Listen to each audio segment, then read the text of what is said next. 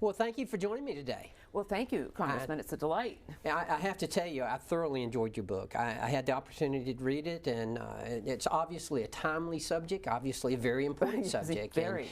And as you may know, I'm a pharmacist, currently the only pharmacist serving in Congress. So healthcare is something that's extremely important to me. Right. It's also important to the American citizens. I think everyone would agree with that. And I thought it was interesting that you start off the book with the premise that the healthcare system is broken.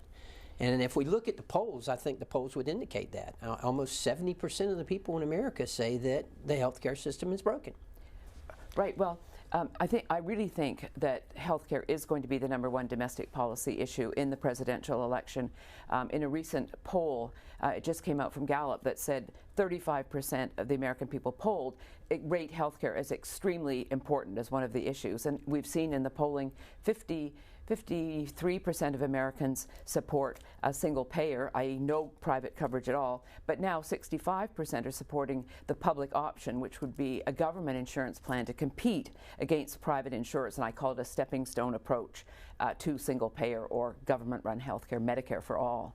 And I would think that, the proof is in the pudding. If you look at what happened the last election cycle 2 years ago, right. My party, I guess it was a year ago, my party, the Republican Party, we were ousted as the majority in the House of Representatives. Many people will make the argument that the reason for that was the issue of health care, that, many of us campaigned on repeal and replace, and unfortunately we came close, but we didn't get that done. Right. And it was shown at the ballot box. Well, exactly. And I think, it was unfortunate because I think Donald Trump won the presidency, and you had the House and the Senate, by saying that we are going to repeal and replace disastrous Obamacare, which it is a disaster and has turned the whole healthcare system upside down for a very few people. But we're definitely going to see healthcare be out there and be the issue, and we've got to present a cohesive strategy to the American people and educate them on why it is important that we have a market-based healthcare system and not one controlled by government, such as the federal government. Well, let's talk about Obamacare for a second, the Affordable Care Act. The foreword to your book was written by Senator Tom Coburn, and he made the statement there. He said, the Affordable Care Act has failed to deliver on its promises. 5 years after President Obama's signature, legislative achievement went into full effect. Individual market premiums have risen 75%. Many low and middle income people have been forced into plans with deductibles as high as $12,000.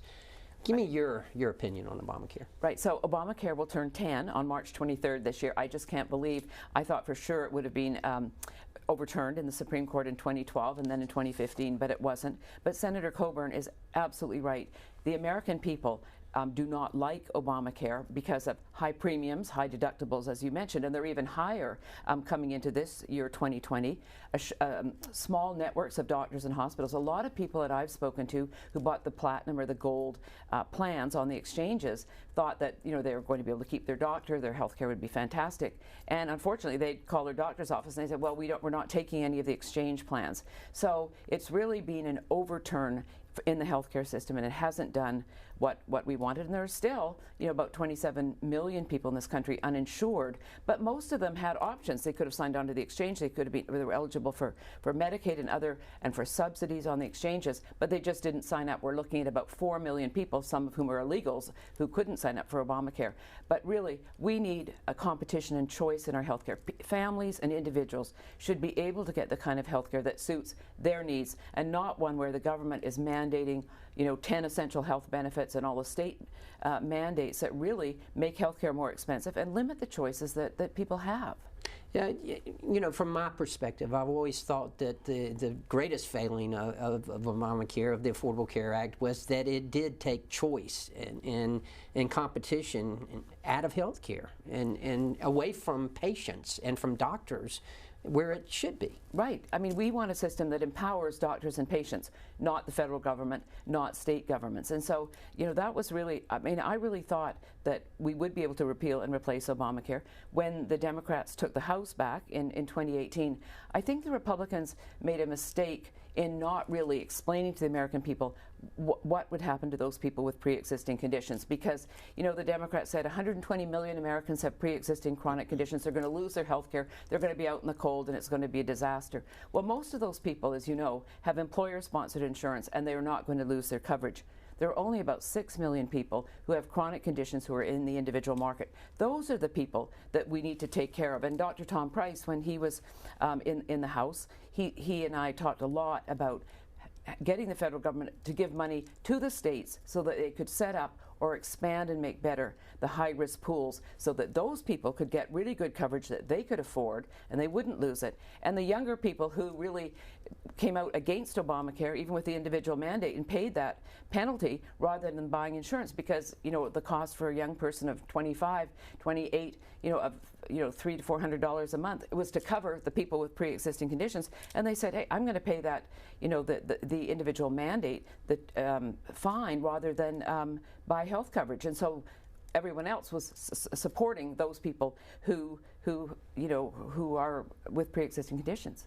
Right, and I would have to agree with you. Although I love my party and support my party, I don't think messaging is our strong point. No. And we need to do a better job with that. But if you look at the American Health Care Act that came within one senator's vote of passing, you will see that we did indeed cover pre-existing conditions. Right, but right. we were never able to articulate that. Right, and that is a problem. I mean, that is one of my jobs as a former Canadian, to educate the American people on why a full government takeover of our health care will lead to ration care, long waiting lists for care, a shortage of doctors, and of course higher and new taxes. And people like Senator Sanders, Senator Warren, they say, oh, the Canadian healthcare system is free. Well, it's not free. The average Canadian family pays $13,311 a year in hidden taxes for a system that denies them care. Right. So let's go into the premise of your book, Medicare for All. Medicare for All, as you describe it, is the shiny new toy that, right. that the Democrats have grabbed hold of. And, as we quite often say in politics, perception is reality. Yes. And for a lot of people, they perceive this to be the answer until you get into the details. Right, exactly. And so, Medicare for All, single payer, has always been out there in the U.S. Bernie Sanders has been talking about it as part of his platform for many years. But I think it really didn't come into the fore until 2016, when he was running against Hillary Clinton for the Democratic nomination for president. He really got out and stumped for Medicare for All. And then, of course, in 2017, he had a single payer bill. 2019, co-sponsors, 16, like Cory Booker and Elizabeth Warren and all of the people that kind of are in that race or out of it, but were in it. And so he really, told the American people, we need the government to run the healthcare system. It'll lead to universal coverage, and of course, it won't cost very much, and everybody will have access to the very best care. And we can talk about how much a single-payer system would really cost in America, what it would mean for doctors, what it would mean for long waiting lists, such as in Canada, where I'm from, or in the UK under the National Health Service. So Senator Sanders is just adamant for a single payer, and I find it amazing, and I'm sure you do too, that he is at 30% in the Iowa caucus, and he's at the top of the list of the candidates in New Hampshire. And just in a recent poll this week, he is the #1 candidate in California. Of course, California is extremely liberal, but I was amazed that in particular, young people are really buying into what's better than to have free health care. I mean, it sounds like a fantastic idea until you unravel the onion. That's exactly right, and it should be interesting. Talk about a contrast, Donald Trump and Bernie Sanders. That's a contrast. That is a contrast. So let me ask you about the numbers, though, because the support has grown since, as you pointed out, when it was first mentioned, when Bernie Sanders was running against Hillary Clinton, the support was high in 2000, and it continued to grow. In 2000, the support was at 40%. In 2019, it had grown up to at 51%. 72% of Democrats were in favor of it. Right. However, when you started talking about those things that you brought up, eliminates private health insurance, then all of a sudden you see it plummet.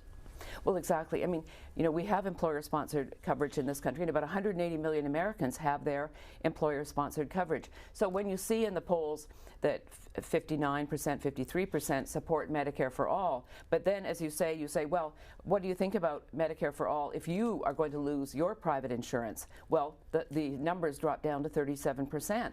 How do you feel about Medicare for all if your taxes are going to go up? Support goes down also to 37%. I think the problem is the American people don't really understand what Medicare for all means, and it sounds great and it's free, but you have to get under the weeds, unravel the onion, and explain what it will mean for their health care, and that they won't be able to keep their employer-sponsored coverage, of which in the recent poll, 71% of people who have ESI like it. They rate it as excellent or as good. So when Elizabeth Warren gets up, I've never met a person in my life who likes their health insurance. Well, who has she talked to if 71% like it? I like my insurance. I mean, you know, these are sort of lies to the American people, which people think, well, if no one likes it, well, why wouldn't we have the government take it over? And that's one point that I've always noted, that people like Medicare. The people who are on Medicare now, generally, when you say Medicare, it has positive connotations, and people like it. However, yes, add everybody into it, and what's going to happen? Well, right, and you know, if you look at Medicare today, which came into being in 1965 under President Johnson and the Great Society, you know, we're spending about $700 or $800 billion a year on Medicare, and the Medicare trustees have said that Part A could be bankrupt, you know, by 2030. A lot of people, I would say probably upwards 50% of people on Medicare today now have Medicare Advantage or Medicare Supplemental, because 1 in 3 docs is not taking new Medicare patients because they are reimbursed at about 40% below what they get paid for treating people like us with private coverage. And I think that's a very important statistic that, you know, so if the government took over the whole thing, it would be far worse. Doctors would quit. I mean, just think about medical doctors. If they're going to be paid 40% below what they get paid today, they're going to quit and retire. And I think the bigger point is that the best and brightest kids traditionally have gone into medicine in this country, and they're just not going to go into it. You know, that, and then also that doctors would be employees of the government. Government would determine what kind of medicine they can practice, you know, how much they're going to be paid. You may be the very best orthopedic surgeon, I may be the worst, but we're paid the same, and we'll have a global budget. And what happens in November if the global budget that is set for us is done? We would have to just go on vacation, Absolutely. Even if we couldn't afford it. So what about some of these other plans that are advertised as more moderate, if you will, solutions like adding a public option or allowing more patients to buy into Medicare and Medicaid? How would that impact our healthcare system? Well, as I mentioned, 65% of people polled recently now support the public option. I think if you go back to remember when Kamala Harris, the senator from California, who early on I thought she could well be the candidate, but she really, I think, her candidacy dropped because of her waffling on Medicare for all. One day she supported it, the next day she didn't, and so she lost support, and she's out. Senator Warren, of course, up until very recently was a big supporter of the full government takeover of healthcare. Now she says, well, within the first 100 days I would introduce a public option. My 3rd year in the presidency, I'd be bringing in Medicare for all, because all those people who have the public option, which is a government insurance plan that would compete in the exchanges against private coverage, they would all love their government insurance, so therefore they'd want to be in Medicare for all. So I just think that is a complete lie, and we know that in talking to people. But Senator Warren, Mayor Buttigieg, Joe Biden, they've all kind of switched to this, well, we're going to go to this public option, the government plan first, and it's a stepping stone approach. And even Mayor Buttigieg has said that while he supports the public option, if after a couple of years it's not working and not everybody is in, well, then he would go to Medicare for all. When we talk about Medicare for all, that's somewhat of a misnomer, because it's not somewhat, it is a misnomer. Right. Because it really should be called what it is, and that is it's a one-size-fits-all government-run healthcare system. Right. And a couple of years ago I was debating Uwe Reinhardt, the Princeton economics professor, who unfortunately, sadly, passed away a year and a half or so ago. but I was doing an international debate with him talking about the Canadian wait times, the ration care, you can't see a specialist without getting a referral, how hard it is to get a doctor. And he interrupted me and said, Sally, we have an example of a single payer system in this country, and it is terrific. And I said, well, Uwe, what plan is that? He said the VA, the Veterans Administration. And of course, this was before all of the information came out about the fact that our vets are not getting top care. They're on waiting lists. They don't have access, as you well know, to the latest drugs and biologics that are available for people who have private coverage. So we really have to educate people. And I think, you know, the American people understand now that the Veterans Administration is a disaster. And so is that what we want? But anyway, these politicians are really pushing to, because some people seem a bit skittish about Medicare for all single payer, let's go and have a public option just to compete first. And my own OBGYN said just recently when I was having my checkup, you know, I lose a lot of money on my Medi-Cal patients, that's California's Medicaid. I barely break even on Medicare, and I have to make my salary from people like you who have private coverage. But I get really good care. Mm-hmm. So let's talk about two of the plans, the Sanders plan and the Jayapal plans. Right. Both of those. She must be a good friend of yours. Well, no, I'm just kidding. No. But I mean, I know her, and, right, and of course. that's fine. But they would actually just destroy Medicare. I mean, it would, as we know it, and for young Americans, and rich or poor, it would mean that they would be into a new government-run healthcare system. Right, exactly. So Pramila Jayapal, being the House member, she's chairman of the Medicare for All caucus. She is really pushing to tell the American people. She's from Washington State. I'm from Vancouver, so sort of a similar areas, both British Columbia and Washington State, very liberal. But Senator Sanders and Pramila Jayapal say Medicare would be eliminated, Medicaid would be eliminated, the government program would be it for everybody. The only two programs that would be left would be the Indian Health Services, which I don't think gives the best of care to our Indian people, and the second would be the Veterans Administration, which is another example of a system I've talked about that hasn't gone well. And Mrs.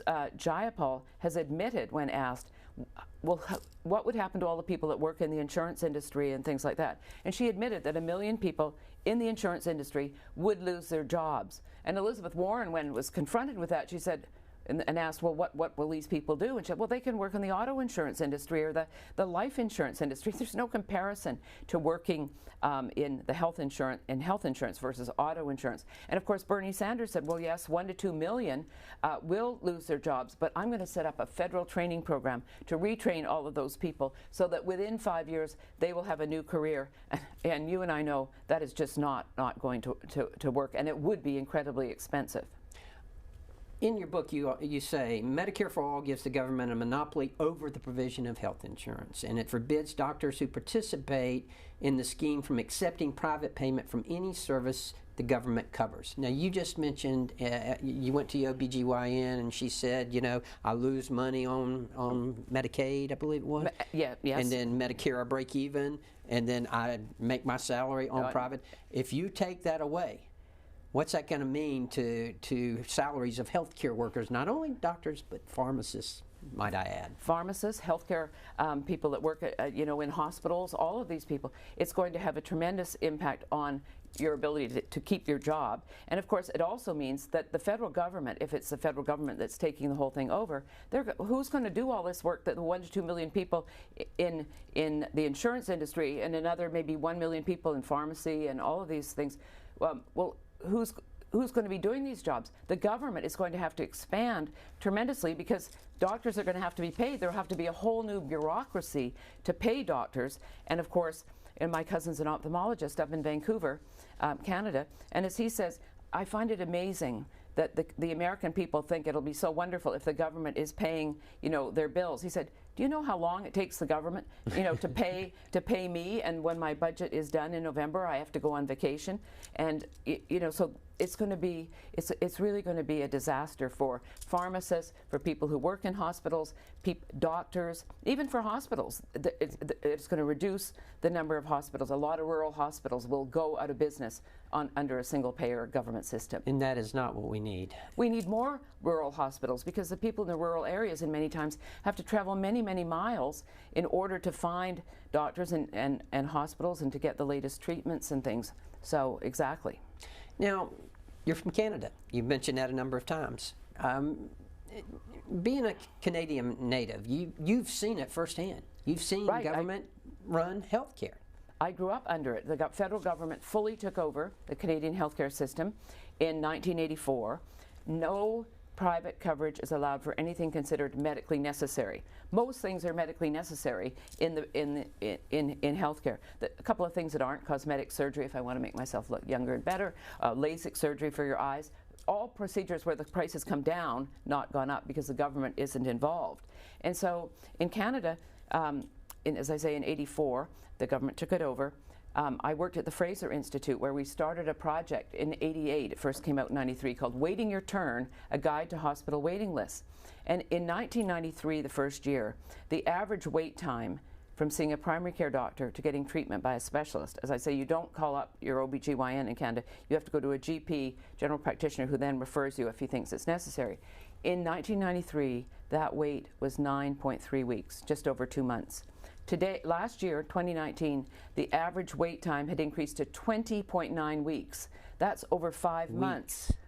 And 608,000 Canadians cross the border every year and pay out of pocket for getting MRIs, PET scans, orthopedic surgeries, hip replacements, heart, valve replacements, things like that, because they feel that their health is too important to have to wait so long. Canadians have an escape valve. If we have the government to, where are we going to go?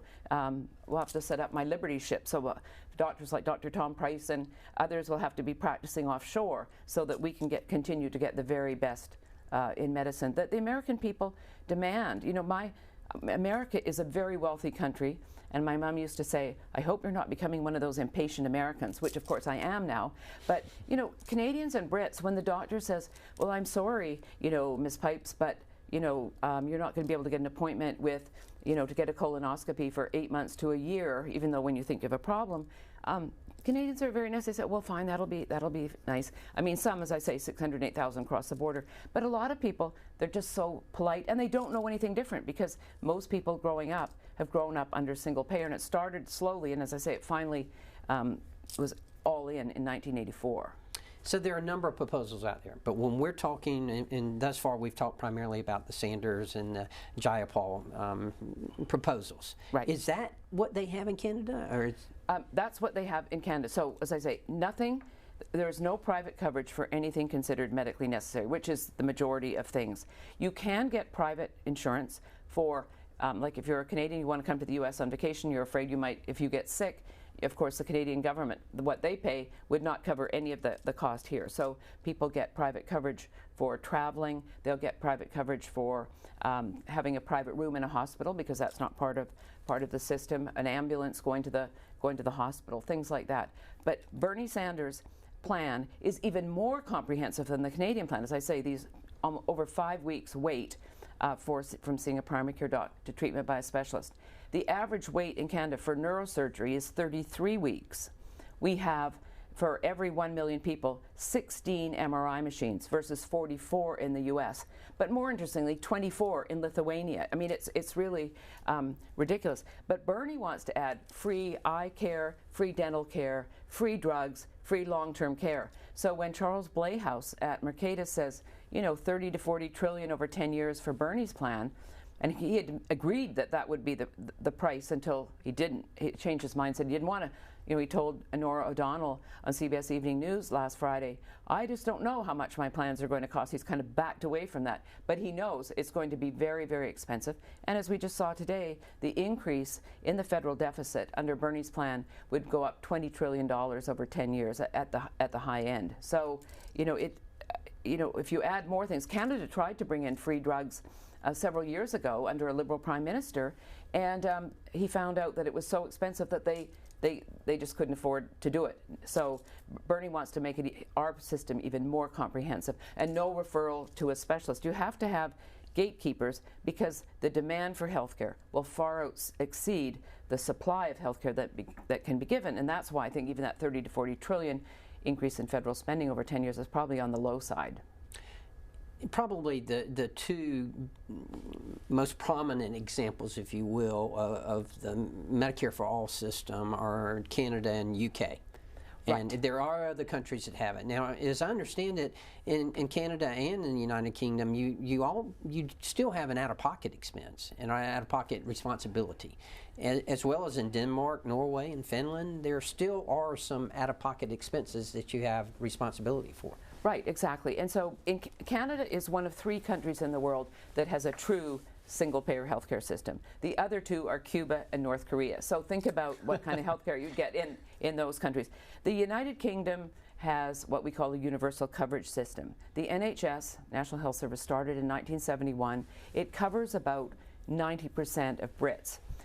They allow private coverage to run parallel, and about 10% of Brits, rising though, have private coverage from, and some of the companies that are in the UK are American companies, like the Blue Cross companies, and there's a British BUPA. But this is becoming more popular because just in December there were over 4 million Brits on a waiting list to get treatment, and the cancer treatment is not supposed to be delayed from seeing a general practitioner to getting treatment more than 62 days. They haven't met in the UK that standard for over 5 years. And more important, under the World Health Organization study, Brits are at the bottom of the rung in most industrialized countries in all forms of cancer survival rates 5 years out. That tells you something about life expectancy with cancer under a government, basically a government-controlled system. You mentioned it just a few minutes ago, and it's obviously a big concern. How much is this going to cost? I mean, you know, I've seen figures, $32 trillion over 10 years. Trillion. Yes, trillion, not million or billion, exactly. And as I say, Charles Blehaus has costed it that, and he said that would even include if they had some reduced administrative costs and some reduced drug costs. But the total, so that would be the increase in federal spending over 10 years. But what would be the total cost of the plan? It would be somewhere $50 to $60 trillion over 10 years. And as it won't be free. Taxes will have to go up. Sanders has said there'd have to be a new 4% income tax on anyone earning over $29,000 a year. That is very little income in this country and would hit a lot of people. There'd be a new 7.5% payroll tax. Elizabeth Warren said, well, the payroll tax is not paid by middle-class people, because remember, her plan wouldn't increase taxes on anyone in the middle class. But she doesn't realize the people that pay the employer tax are the employees, and they are, for the most part, middle class. Then there'd be a new tax on the wealthy. There would be new taxes on large financial institutions. I mean, as Blehaus said, you could, if you doubled all the corporate income taxes in this country and all the personal income taxes, it wouldn't be enough to cover this plan. So taxes would have to go up even further. And as I say, it won't be free because you're going to be facing all these taxes. And it's not free because in terms of when you are in pain and can't work, there's a cost to having your care rationed and not being able to get access to timely care. There's a cost to you. There's also a cost to the employer. And, right, exactly. It's just a domino effect. Right, right. Let me ask you this. One of the things that we've been working on in Congress, and I serve on the Health Subcommittee on Energy and Commerce, has been prescription drug pricing. Obviously something that's very that I have a high interest in.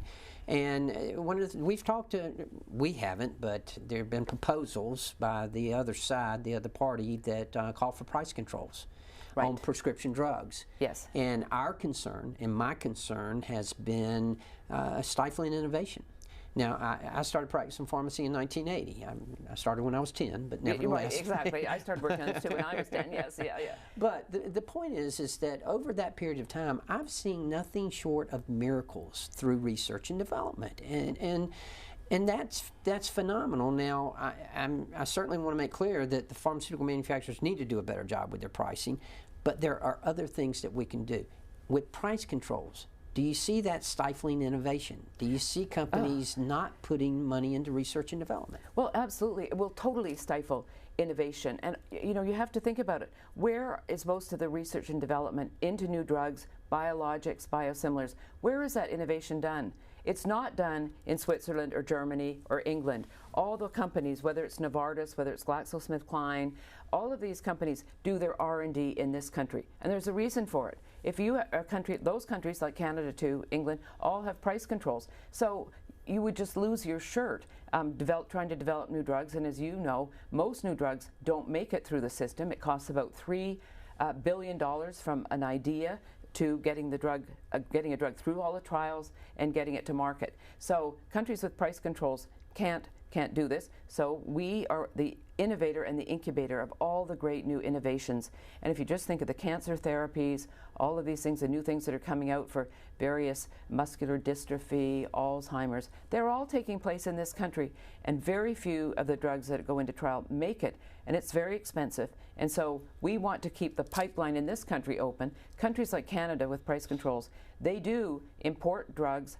They import drugs from the United States, or they manufacture them in Canada, but they're American drugs. And people say, oh, well, their drugs are cheaper. Well, they have price controls. But what people don't realize is that the Canadian Patented Medicines Prices Review Board decides what drugs are going to be imported at what price. And if they decide that the latest new drug to treat muscular dystrophy is too expensive, it doesn't even get onto the formulary. So there are additional costs. If Nancy Pelosi and her crew at H.R. 3 get that through, and if it got through the Senate, this would be a disaster for all of us who depend on these great new innovations. And as Frank Lichtenberg at Columbia says, for every $1 spent on newer pharmaceuticals, we save $7.17 in hospital costs. It used to be if you had a gallbladder situation, you had to have your gallbladder removed. There's cost to that. You might not make it through the anesthetic, and you have to recover from the anesthetic. There are drugs now that have supplanted surgeries, and and hospital costs are reduced as well. Absolutely. I give the example all the time of hepatitis C. Back when I came out of school in 1980, if you were diagnosed with hepatitis C, you were going to die. Yeah, you were going to get liver cancer. And that was it. It was essentially a death sentence. Right. Now we can cure it with a pill. How phenomenal is that? And people say, well, that pill, from the Gilead, right, is $85,000, but it does do the cure. If you have to have a liver transplant, we're looking at $500,000. So, and it's hard, many times you're not able to get a liver that's a match. So it's actually very inexpensive, and you get rid of your Hep C. You mentioned H.R. 3, and we had an alternative, we in the Republican Party, H.R. 19, which was much better and didn't have any price controls. The Congressional Budget Office, CBO, scored H.R. 3, and with the price controls, it was estimated that 8 to 15 drugs that would have come out on the market in the next 2 years would not, if we put those price controls into effect. And which drug is that? Is that the cure for Alzheimer's? Is it the cure for diabetes? Yeah. Even if it's just one, it's one too many. Right, exactly. And I've even seen numbers that 100 fewer drugs would be developed in this country. And so many people with diseases like diabetes that are just waiting and holding on, hoping that they're going to be able to survive, and when the next new drug comes out that will allow them to be like people who, have survived with hepatitis C because of the drug from Gilead. Right. One last thing on this before we move on. You mentioned that not all the drugs that are available here in America are available in Canada or in the United Kingdom. Right, exactly. And, so people, in Canada, I mean, you have to pay for your drugs in Canada. They're not only people at the very low end of the income ladder actually get free or reduced drugs, but most people pay at the pharmacy. But they often, in many cases, the drugs that they are getting, because the latest drugs aren't on the formulary, they don't even know that there's a newer drug that may cure their leukemia or their non-Hodgkin's lymphoma. My uncle passed away from non-Hodgkin's lymphoma back in 2003. Now, here in America, Rituxan had been approved by the FDA in 1997. And when I talked to my cousin about my uncle with NHL, I said, well, you should go to the head of the cancer agency and see, well, what about getting Rituxan for your dad? And he did.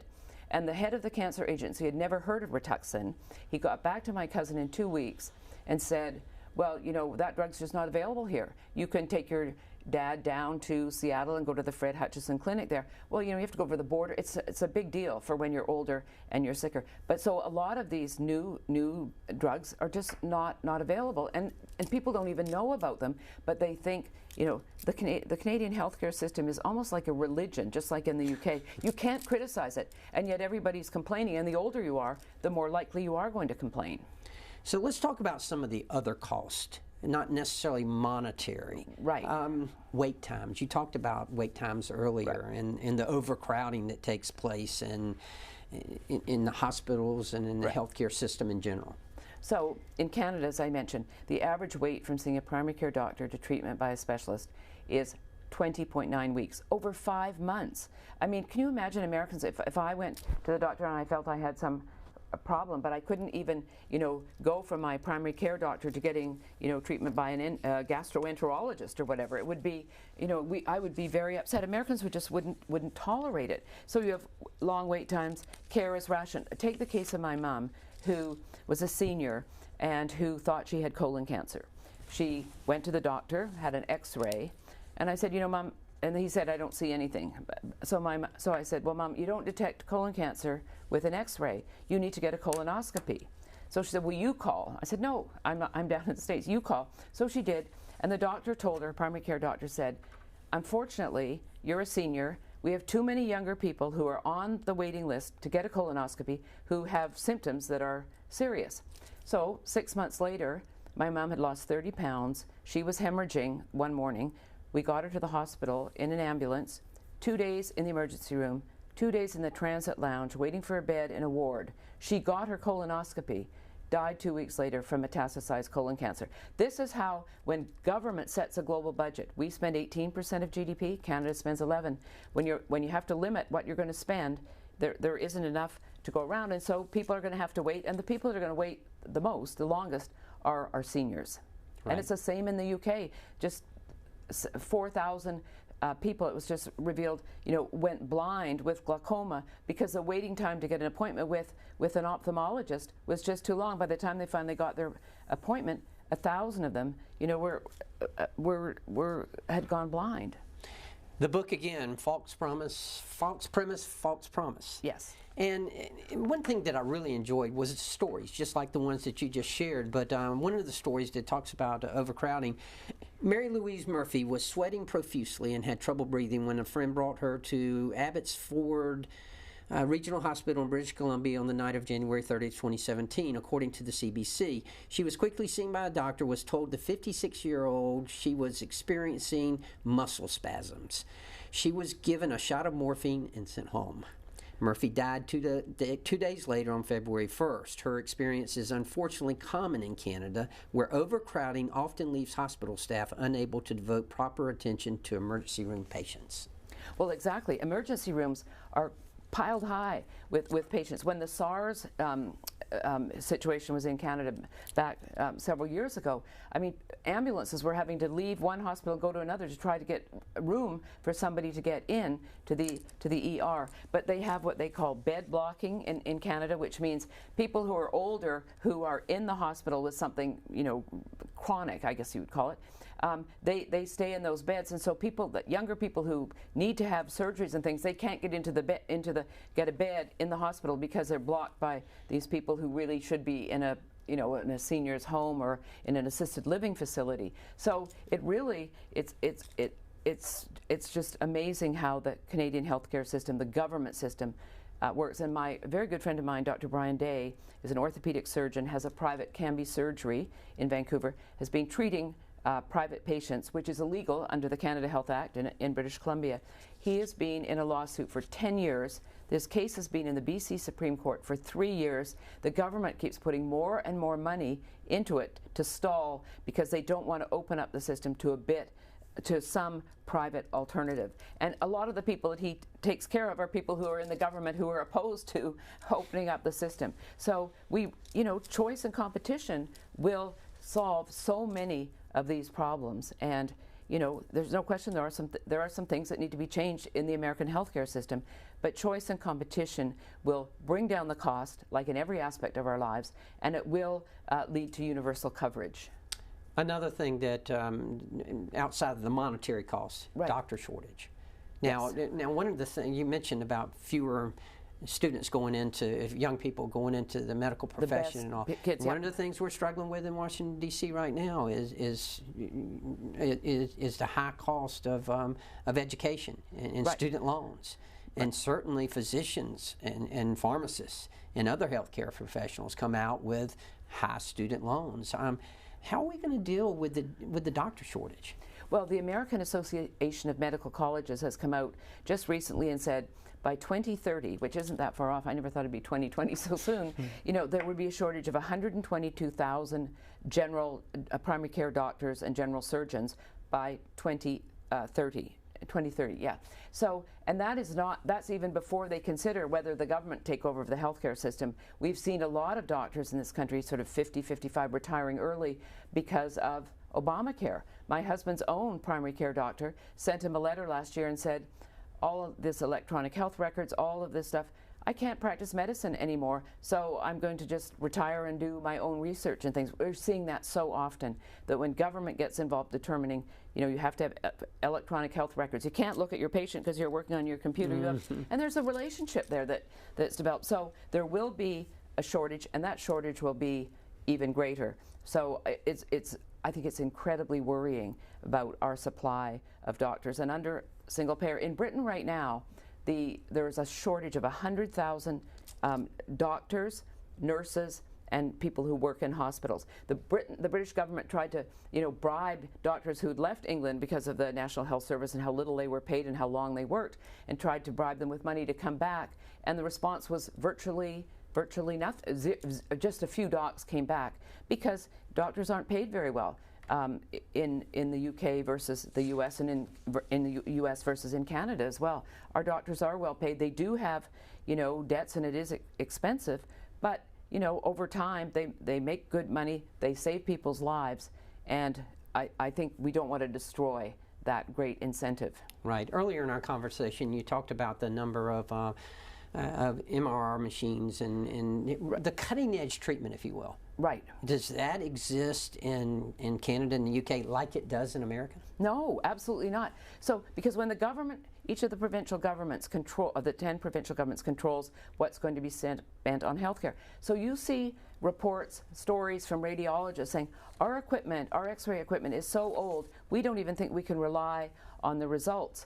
But if you think the average wait in Canada for an MRI is 22 weeks, that's over 5 months, and the fact that Canada has 16 MRI machines for every million people, and it is a large country with only 37 million people, but 16 MRI machines for a million people. We have 44 machines for every 1 million people, and countries in the Eastern Bloc have, you know, 20 to 24, more than Canada. I mean, Canada is a highly industrialized country. Isn't it a shock that you can't get access? And I think the number of positron emission tomography machines, which are even higher, a higher level of machine than the MRI machine, very, very few in Canada. Whereas here, you know, if you've got cancer and they've discovered something, you will get a PET scan.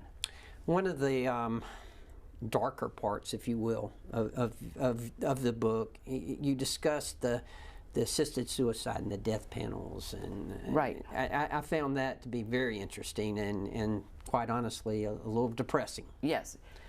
Yeah. What?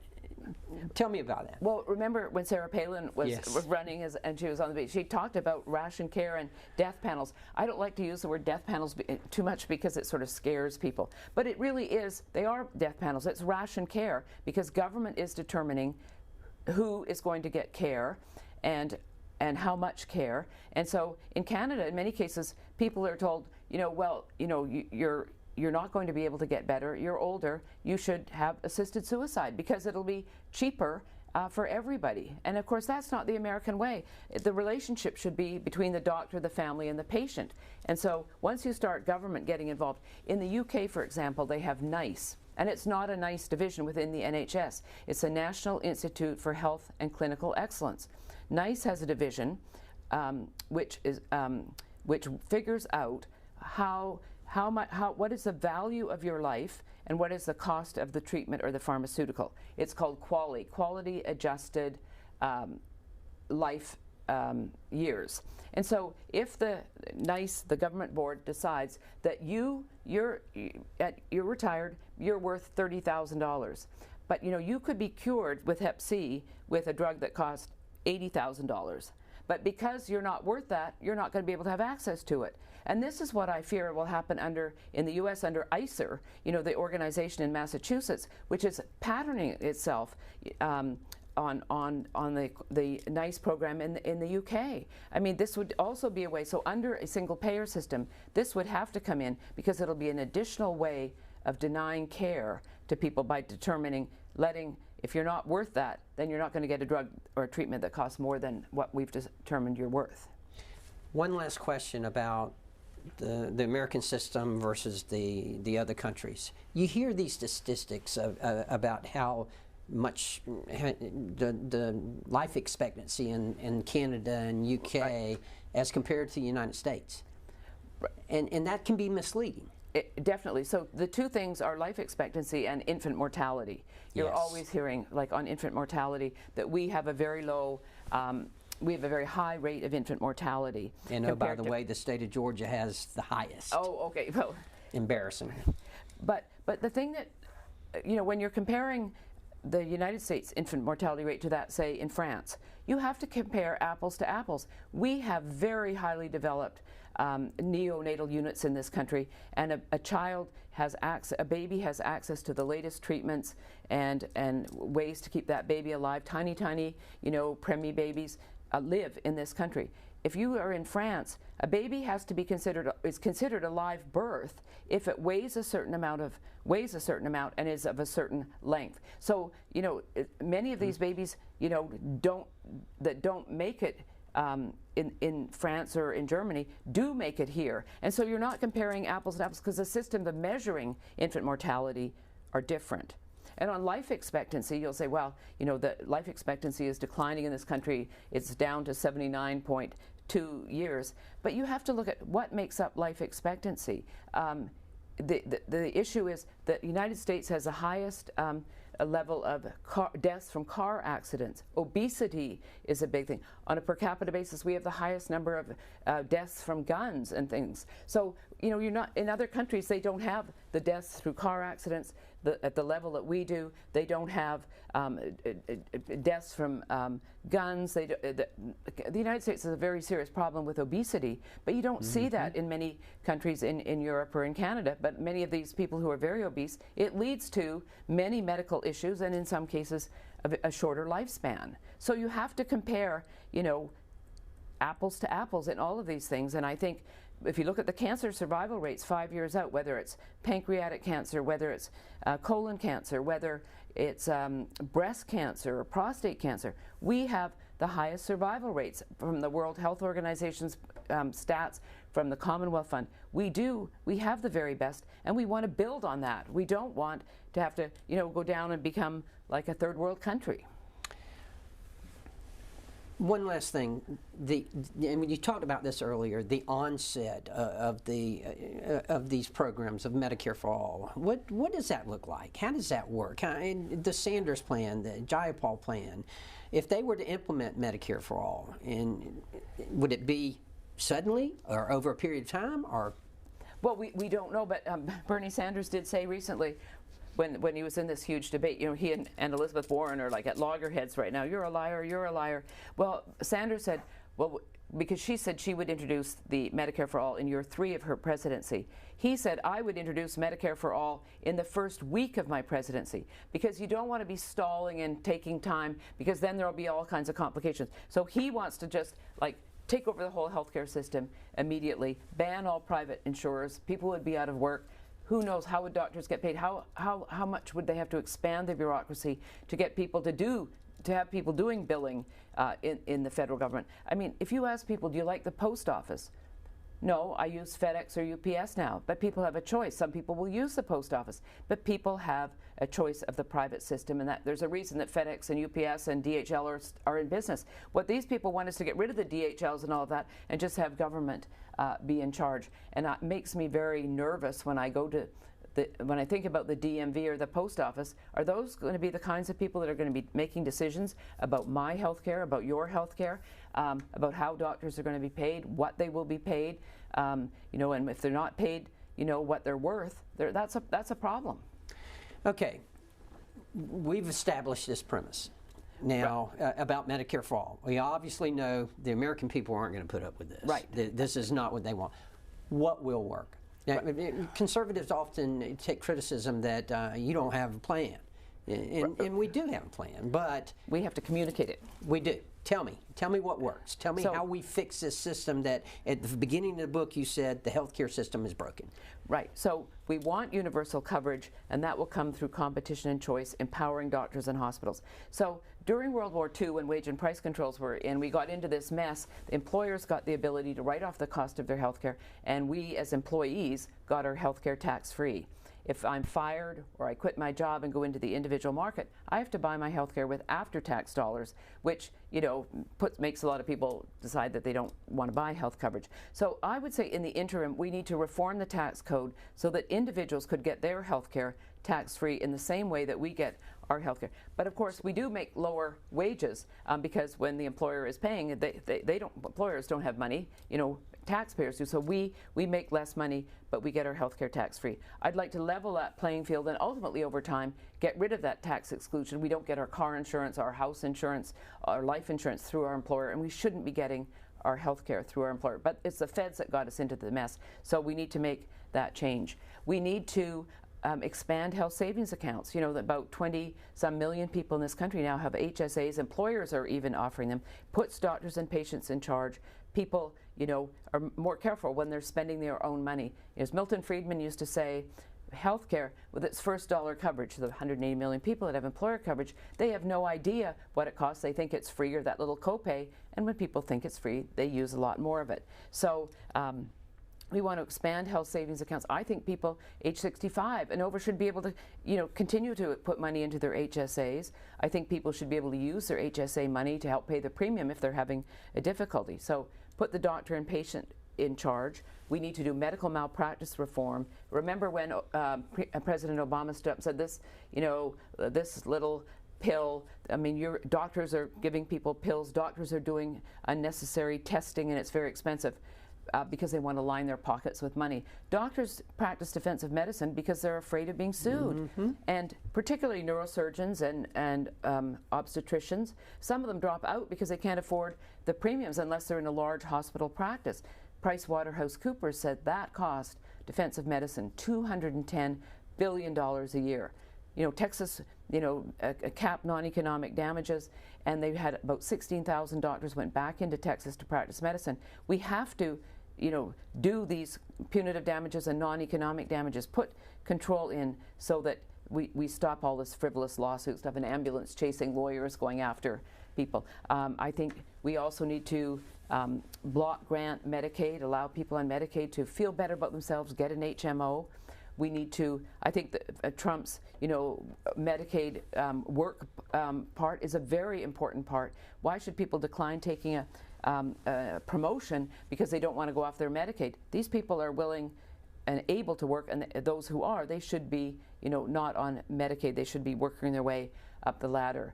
People should be able to buy their health insurance across state lines. We need price transparency. I think that is a really big issue, and Mr. Trump realizes that it is, President Trump realizes people want to know what things cost, and if they don't know, they can't compare, and American people like to compare. We need to get rid of, you know, and this is an issue in Georgia right now, the certificate of need laws, which keeps new hospitals off the market and helps those hospitals stay in business and make more money. So we need to get rid of those like we did in Florida. So those are a few of the things that are part of my plan to bring about, keep America as the diamond, platinum healthcare system in the world. People do come here from all over the world, not just from Canada, but people from the Middle East come here and get tremendous treatments that they can't get in their own country. Why is it that Americans still don't trust the free market system? I don't get it. Well, we were talking about this morning. How is it that socialism is expanding in this country, and that young people, young millennials and these people are all thinking the government can do this better. Do they take a look? Do they go to the post office? Do they go to the DMV? I mean, do they look at people in the VA health system? Do they look at people on the Medicaid program? Why? I think it's partly because in the public schools and even in private schools today, children are being taught by teachers and professors who continually say that capitalism is bad, socialism is good, and as Milton Friedman would say, and therefore we need more socialism. So they're being indoctrinated without ever hearing about free market ideas. I founded an organization called the Benjamin Rush Institute back in 2008. It's sort of comparable to the Federal Society for Law Students. And the idea is to have debates on campuses, because if I go and debate doctors on campuses, medical schools, they're all for government takeover of healthcare, and their students have never heard the alternative. And I'll be talking and debating, and they'll be snickering and laughing because they think that that's all they know, and they think it'll be more efficient, it'll be cheaper, everyone will be covered. They have no clue about what it'll mean for their ability to practice medicine. So we really, there's a huge problem in this country with identity politics, with government taking over everything, and somehow we've got to take that back. We have, and it's no easy undertaking. I will tell you that. I know. Just one last thing from personal experience, if you will. I give the example because people ask me, how is competition going to bring drug prices down? When I was still practicing pharmacy, we had a company come out with this idea of a 30-day supply of generic for $4. I could not even buy generics that cheap. I bowed my back and I said, I'm not going to do that. I can't do that. I can't even buy them that cheap. Well, guess what? A week later, I was selling a 30-day supply of generic for $4. Right. I called up my supplier. I said, you got to do something. You've got to help me here. Right. I have people leaving. I can't let that happen. Right. And sure enough, it drove down the price of generics. Because, and generics, I mean, most people today in America take generic drugs, and they are really reasonable because the original drug has come off patent, and generic drugs in Canada are even way more expensive than they are here. But the FDA needs to quicken up its approval of new drugs and new biologics. They also need to shorten the time that it takes for a generic to get through, because generics are much more efficient, and for many disease, for most people that have like regular sore throats and colds and various things, high blood pressure, high cholesterol, the generics are real copies of the patented drug, and they do work, and they are far cheaper, and that brings down the cost of drugs. Again, false premise, false promise. Yes. A great book, a timely book, a very much needed book. I encourage everyone, if you have the opportunity, to read this. Thank you so much. Thank you so much. It was terrific, and I hope you are running again and that you're reelected, and you'll help the Republicans take back the House so we can get real health care reform in this country. Thank you. It's been a privilege. Thank you. Good. Great. Okay. This program is available as a podcast. All Afterwards programs can be viewed on our website at booktv.org. C-SPAN, your unfiltered view of government. Created by cable in 1979 and brought